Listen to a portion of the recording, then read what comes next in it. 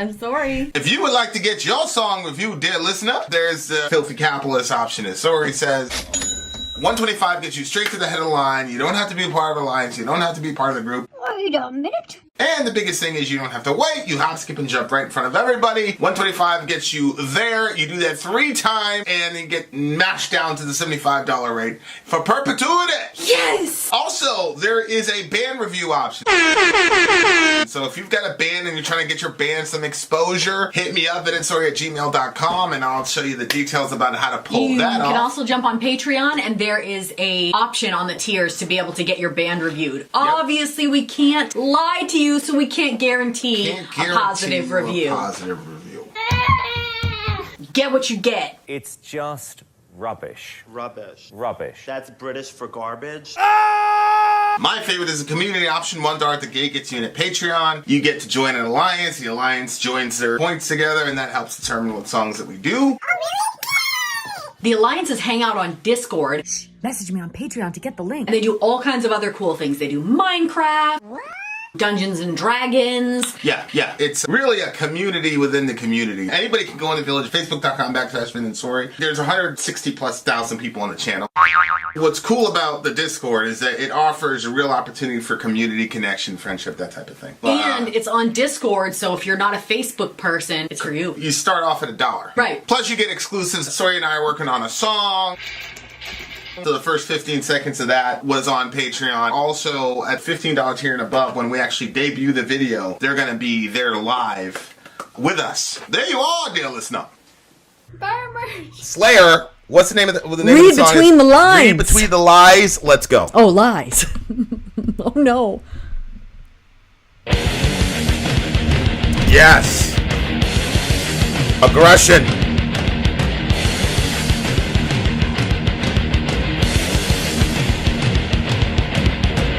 1988.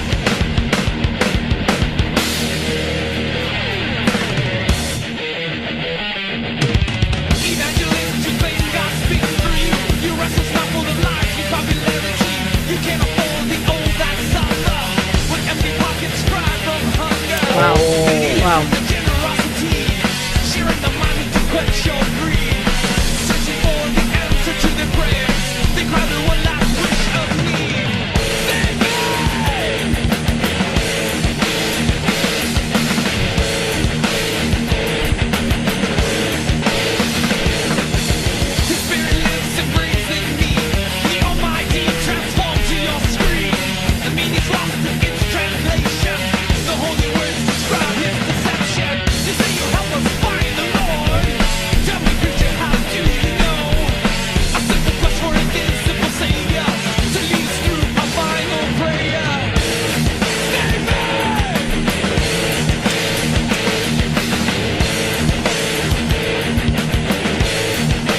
Guitar is back on! Hell yeah, bro! Get that shit!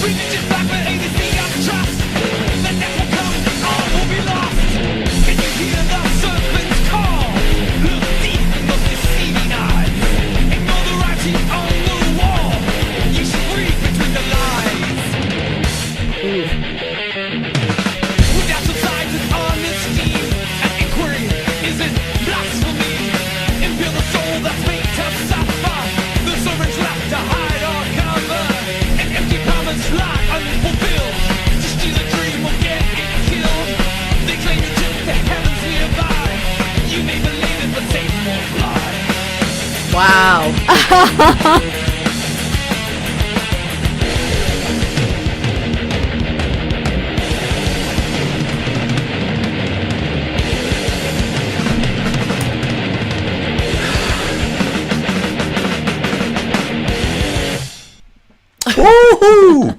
That's it. I forgot Slayer did That last line, you may believe it, but Satan wouldn't lie. It was funny to me because I forgot about this, but when we were in youth group, we would always say that's the devil for different things. So if like somebody said something that was like clearly a lie or something was just off, we'd be like, that's the devil. And just like move it right along. So it reminded me about that because it was like clear to all of us that anything that was ever like that was the devil, it always landed in disaster when I followed it. Really? Mm-hmm. You know, when you're like, you have that like, you know, like those little cartoons where there's the angel and the demon on the shoulder? Yeah. And like, sometimes you feel like that, like there's like, oh, you shouldn't react like that. And then the other one's like, yeah, but it was going to be a really good idea. And then you're kind of like going back and forth and then you decide and you're like, poof. Remember they would flick them off? Oh, yeah. And then this one would override and then it just lands in disaster. Anyway. That last line, it's kind of rare. I'm going to start with the last line.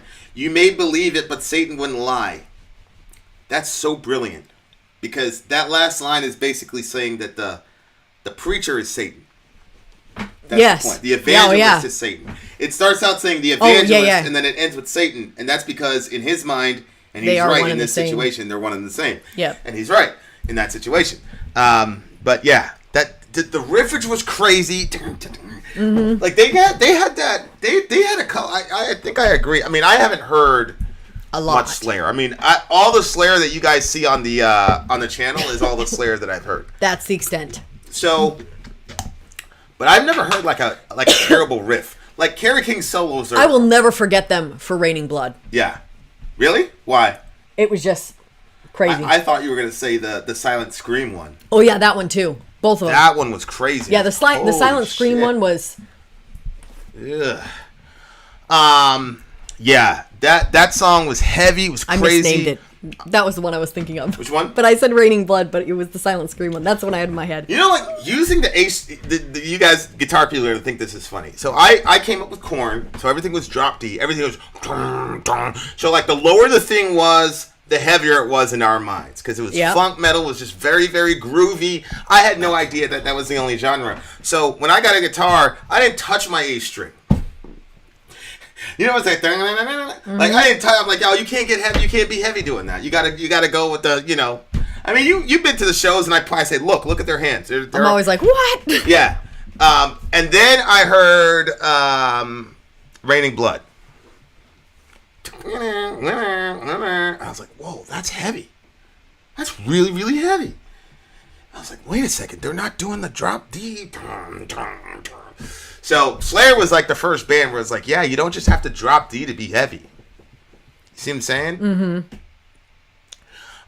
Can I order music from you? I'm just a newbie here and I don't know the rules. Okay, Constantine, brother, a couple things. Number one, you don't have to super chat every time you want to get my attention. Okay? As a matter of fact, I'm going to ban you from super chatting for the rest of the night. Don't give us any more money. Okay? Because we're friends now.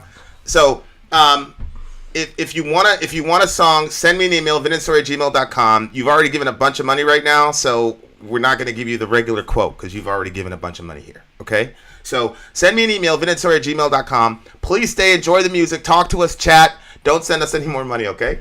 Thank you. This is the only channel you'll find that the people say will ban you if you give us money. I didn't say I'd ban him I said I'm banning him from giving us money. Oh, okay. Because I don't know if he thinks he has to do that every time to get my attention. You know what I'm saying? So I don't want him to think that. And he wants to do a song, and you know what I'm saying? I mean, we can't. He's giving like $40-$60 in here. Okay. Well, I think we all know what this is about. You know, it's funny. Look at the subject of the song. Mm-hmm. So Soraya is the devil that. No, because I'm not the church and I'm not a pastor. This is our job. Yeah, I know. Stop doing that. I know it's our job, but still, fair is fair. Okay, go ahead. What are your thoughts on the thing? I mean, it's, to me, very obvious. He's talking about the prosperity gospel, the TBN online, not online preachers, but probably the ones that came out on TV and all that, like, who just want your money, and that's what it's all about for them. And they don't even care, like, who they're crushing beneath them. Like, it talked about poor people in their pockets. When empty pockets cry from hunger, penniless from their generosity, like, they don't have anything because they gave it all to the church. Yeah. Sharing their money to quench your greed, searching for the answers to their prayers. They cry their last wish of need, save me. And, you know, I've told this story before, but we had, you know, there was like this ministry, I guess you could say, that had started. It was downtown, and they did all kinds of stuff. They would give out jackets and shoes, and they were just trying to basically help the community. And there was like one day where we were going around and we were passing out, like, you know, things of water to people. So you passed out the thing of water, and then you would kind of talk to them and explain that this building was now going to be open. They were going to teach women to sew and cooking and all kinds of stuff. It was pretty cool. It was a pretty cool thing. Well, anyway, so we were going around, we were passing out these waters, and I went into this woman's apartment. She invited me in. I sat down and I talked to her for quite a while. And I ended up going back and visiting her multiple times. And she had... she showed me this paperwork that she had. Actually, it was Matthew 23, I think, that was on it. Do you want to read that? What about Matthew 23? Well, I think it was Matthew 23. It was like one of the... I think that might have been the name of the ministry. But basically what they were saying is, if you wanted something from God, then you were supposed to take it, you know, in between your hands and put it in the paper, and you sent in your money, and then from that you were going to get rewards. And her son... What? Her son was sick. And she didn't have much money at all. And she was just sending in all of her money. And then I was telling her she didn't need to do that. You know, explaining to her that it was wrong and whatever. But they kept sending her mail. And so she asked me, like, well, I went over Bible verses with her and showed her how that was completely unnecessary, that she would do that. And it was sad because even though she, like, wanted to believe the Bible verses, you could tell that she was still like... What if I'm wrong, though, and my kid dies? And so she still kept sending them money. You know, she ended up passing away, but it was just such a sad thing, because it was like if anybody could see into her apartment from there, well, maybe they wouldn't even care, because I guess you would have to know that those were the type of people that were going to be sending in their money, especially when you say, if you have a loved one that's sick and you want to help heal them, then send us this money. And so she really wanted to heal him before she died. Mm-hmm. But it was a pretty tragic little thing. But so that, you know, she was sending in all she had to these people. I was so furious with them. Yeah, and you know, because of that, we have to share one of the most abused passages of all time in the Bible by these people who, you know, unfortunately dupe some of the naive, I guess. I mean, that's a word there. You got to go with it. So this story is told in the New Testament, and a lot of times there's a building project or something where they need something. This story always gets quoted. Jesus sat down opposite the place where the offerings were put and watched the crowd putting their money into the temple treasury. Okay? Many rich people threw in large amounts, but a poor widow came and put in 2 very small copper coins worth only a few cents. Calling his disciples to him, Jesus said, "Truly, this poor widow has put more into the treasury than all the others, because they gave out of all their wealth, but she out of her poverty put in everything, all she had to live on." And what these people do is they will not show their churches the literal very next narrative, like right on top of it. They will never ever do that. They'll never show it to them. They'll read that, and that'll be it. Ladies and gentlemen, after Jesus said this, now remember the context of the passage is this woman is giving money for the temple treasury. So they're at the temple complex, and people are putting in money to build up the temple treasury. Okay? So then Jesus, he says what he says, right? And look at the very next line. This is literally, if you open your Bible, it will be the very next line. Look at this. As Jesus was leaving the temple, one of his disciples said to him, "Look, teacher, what massive stones, what magnificent buildings." Well, how did you get the magnificent stones and buildings? That's right, because you were taking money from poor widows. Listen to what Jesus says. He says, "Do you see all these great buildings? Not one stone will be left upon another. Everyone will be thrown down." This is universally looked upon as God judging Israel in 70 AD when the Romans came in and sacked it from April of 67 to, I think it was June of 70 AD. So Jesus hated that system. He called down God's wrath on that system. He hated people doing that to poor, naive people. He couldn't stand it. He was not saying, "Look how awesome this widow is. Everybody should be like that. Give the last penny that you have to a building." He was not saying that. What he was saying was, look at this fucked up system. And if you don't believe my interpretation, look very closely to this passage. I remember going over this with you in the Bible study, and you were very, when I first said that, no, the widow, you're misinterpreting that. I didn't even remember that you said that because it's so shocking to me. What's so shocking? That verse follows the other one. That's... Yeah, it's right there. It's literally right there. But they won't teach people that, because then how the fuck are you going to raise money for your building fund? Because if taking money from these poor widows resulted in Jesus saying, "Okay, Father, destroy this shit," then the parallel is obvious, right?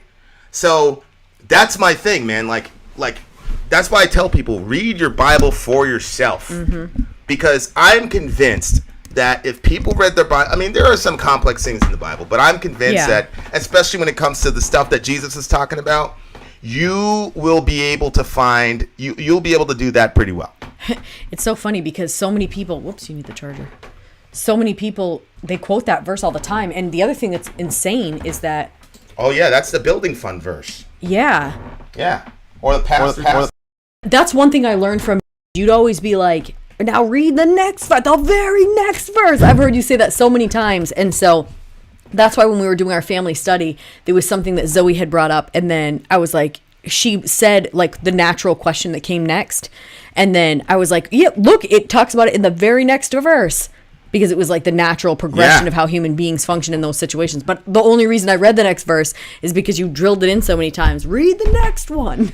Yeah, and yeah, and again, guys, look, you'll see it again here in this passage. And notice who Jesus was concerned about in this passage. And it's in the same complex of verses, okay? See, this is where I thought you were going. He says, "They devour widows' houses and for a show make lengthy prayers. These men will be punished most severely." You're in the ninth circle of hell, bro. You're gonna do that to a poor widow. You're gonna take her last dime. That's all she had to live on. A lot of people think that Jesus' face was like, wow, this is amazing. Jesus was furious when he said that shit. When he said that's all she had to live on, he was not commending her. He loves her, but he was angry at the fucked up system that created a situation in which a widow, and think about this, guys, no social security, no safety net, no socialism.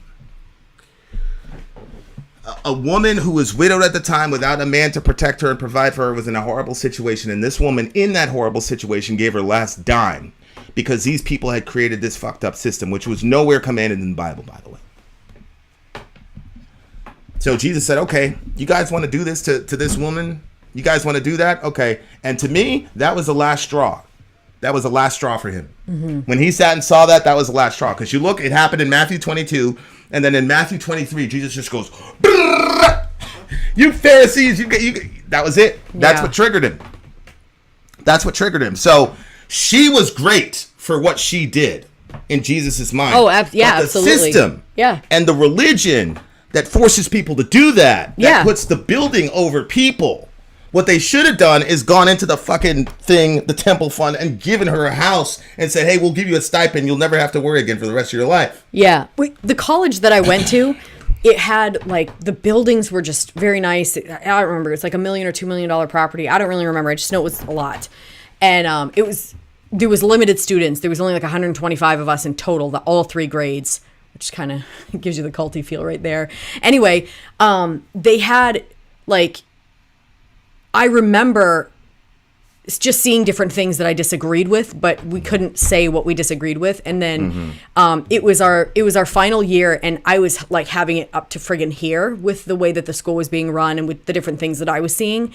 And I didn't say something about everything that I saw, but this was one of them that I started. But to be honest, if I could go back, I would have said it directly to the leader. But so anyway, we were running this kids program downtown, and the local kids were coming in, and the floors were just wooden floors, and they would sit on the floors so we could do the teaching because we had no chairs or anything like that. And so there was like a hall back at our school. It was shaped like a box, and when you went down the hall, there was a bunch of student rooms where the classes were held. But then there was one room. The college. Yeah, but there was one room that was locked, and we couldn't get. It was a very large room, and we couldn't get into it. I don't remember this. And yeah, and they had paper over the windows, and the paper was like partially peeling off, or I can't remember. But I saw the friggin' room was full of shit. It was nice stuff, like big, nice rollout carpets, lamps, all kinds of very expensive stuff. And so I put in a request because you couldn't do anything unless you first talked to the leadership. So I put in a request that we could take one of those carpets so we could bring it down to the building where we were working with the kids, so the kids wouldn't be sitting on the hardwood floors. They weren't even hardwood. They were like splintery floors. It wasn't even nice hardwood. And they said no, because that stuff was it was gifts that was given to the leader of the school. And I said, well, what does that matter? Like, why can't she gift it to the children down at the building? And like the energy that I felt from that message interaction between us was, I did not like it, because I felt like I was being condemned for even daring to say anything about her stuff and even saying anything. But but see, when I got that negative interaction from the leaders, then I started talking to the other students that were my friends. And I said, this doesn't make any sense. Like, these little kids are sitting on the floor while there's a carpet just sitting in that room. And her house is so stocked full of stuff. We have to be careful when we're walking through it so we don't knock shit over. I didn't say shit. But because you were a good Christian.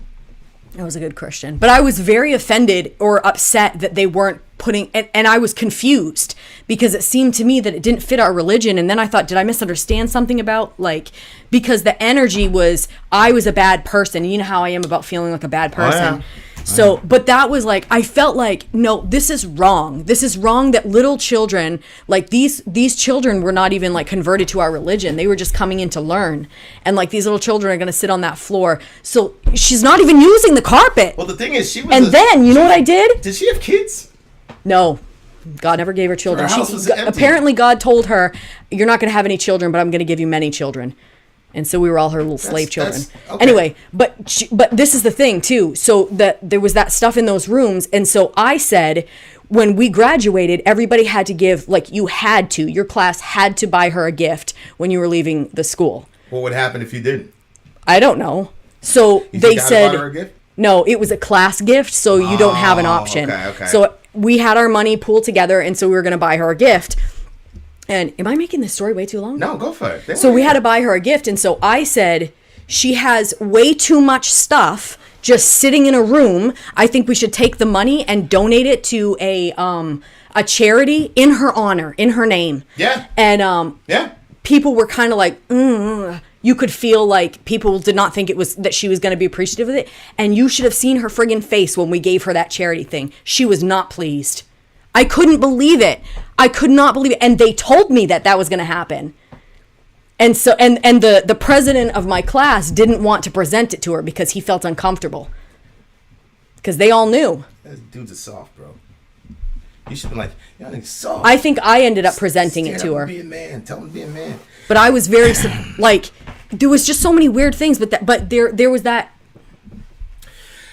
Yeah, man. It's crazy. I forgot about that till just now. It's absolutely crazy. And man, I do not want to trade places with those. Man, listen. Okay. The way that modern evangelicals in the West and in America relate to money and relate to the poor, there's a real deep-seated resentment of poor people for being poor.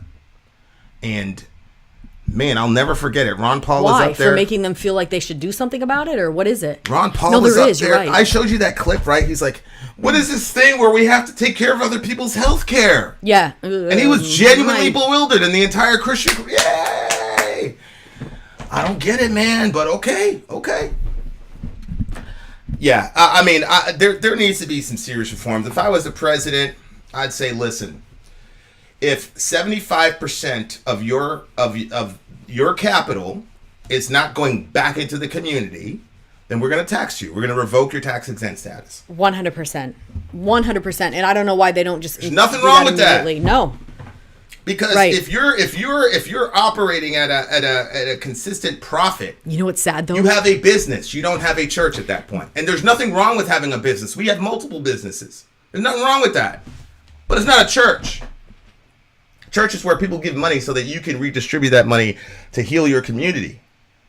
But if you want to have a business, fine. But you have to pay taxes like everybody else. That's what I believe. I totally agree. 100%. And they should start that tomorrow. And you know what's really sad?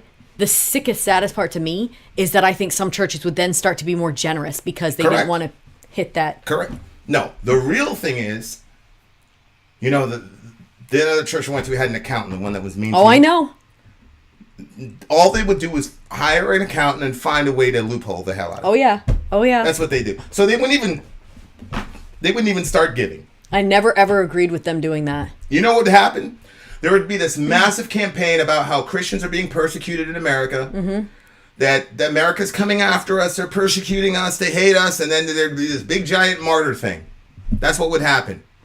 Guaranteed. You know there's nothing in the the New Testament only has one direction about taxes. You know what it is? Pay them. The first pastors and apostles that started the church didn't have any tax exempt anything. That's a fact. Mm-hmm. So that's a problem with like Americans. Like they confuse the life that we have with what God says. Mm-hmm. So now we just believe that we should have a tax exempt status. And if it was revoked, that means we're being persecuted. No. That's true. Wow. Unbelievable. Songs of 10, obviously. Yeah. I loved it. It was heavy, good subject matter. Yep. And he stayed on topic, and he didn't trash Christianity. I don't think he trashed Christianity. He was talking about a very specific person. Group of people. Very, very specific. And he did Oh my gosh, babe. You could read this part. Can you hear the serpent's call? Look deep in those deceiving eyes. And you could play that clip of that guy. What guy? Remember the one that he looks like he's demon possessed? Oh, yeah. Copeland. Yes. Yeah, well, he scared that poor lady. You could play that point right there. He scared that poor lady. When she asked about the plane or something? Yeah. If your computer wasn't so chippy, I'd show everybody. But yeah. Give to Caesar what is Caesar's. Caesar's image is on the coin, so give him what belongs to him. God's image is on your person, so give God your person. There you have it. Right? You, human being, are the image of God. The money has the image of Caesar on it, or it has George Washington. So give Caesar what belongs to him. That was the early Christian church's stance on taxes. So we definitely need to be paying taxes if you're not funneling 75% of that revenue back into the community. That's what I believe. Definitely. All right. Well. There you are, dear listener. 10s all around. Vin out. Sori out. Gone.